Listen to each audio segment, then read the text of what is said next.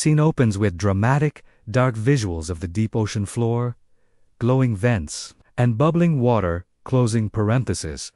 Deep beneath the ocean's surface, thousands of feet down, lies a world that defies imagination. This is the abyss, a realm of crushing pressure and eternal darkness, where sunlight is a forgotten memory. But even here in the deepest, darkest corners of our planet, there's life, and not just life, but a landscape of fire and fury. Welcome to the world of hydrothermal vents. These are underwater volcanoes, chimneys on the seafloor spewing superheated manure-rich water straight from the Earth's belly. The water here is hot enough to melt lead, reaching over 750 degrees Fahrenheit. It's a toxic soup of chemicals, a place you'd think is completely inhospitable. It's a vision of hell, right here on Earth. And yet, something lives here. Something thrives. Meet the Pompeii Worm, Albinella pompeiana. This creature isn't just surviving in this boiling, toxic environment. It has made it its home. It's one of the most heat-tolerant, complex animals ever discovered. A true champion of extreme living. Found clinging to the sides of these volcanic chimneys, it experiences some of the most radical temperature changes on the planet.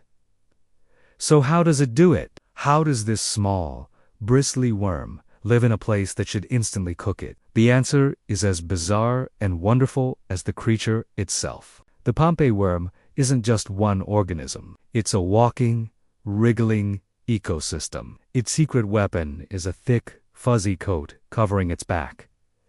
But this isn't fur. It's a fleece of bacteria.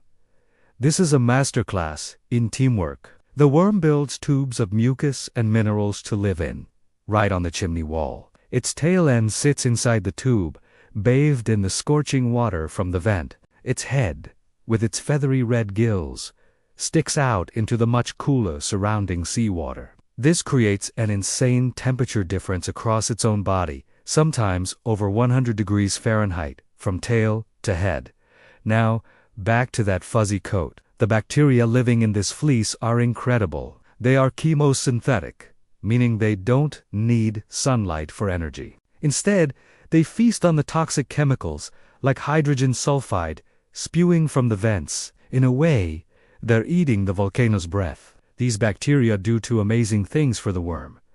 First, they act as a living heat shield. The bacterial fleece is so thick that it insulates the worm from the worst of the heat. Think of it like a biological firefighter's suit. The bacteria essentially absorb and process the extreme heat, protecting the worm's skin underneath. It's a perfect symbiotic relationship. Second, this bacterial coat might also be the worm's personal food source.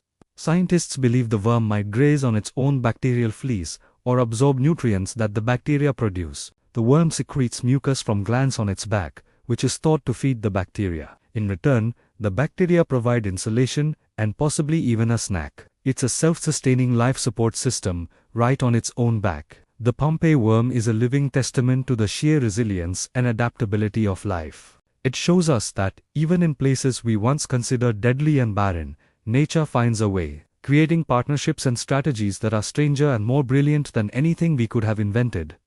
It's not just surviving the fire, it's wearing it like a coat and calling it home. These incredible discoveries remind us how much of our own planet is still a mystery, waiting to be explored. The deep ocean holds secrets that continue to rewrite our understanding of biology and the very limits of life itself. Thanks so much for joining us on this dive into the extreme. If you were amazed by the Pompeii worm, be sure to hit that like button and subscribe for more adventures into the weird and wonderful corners of our world. We'll see you on the next one.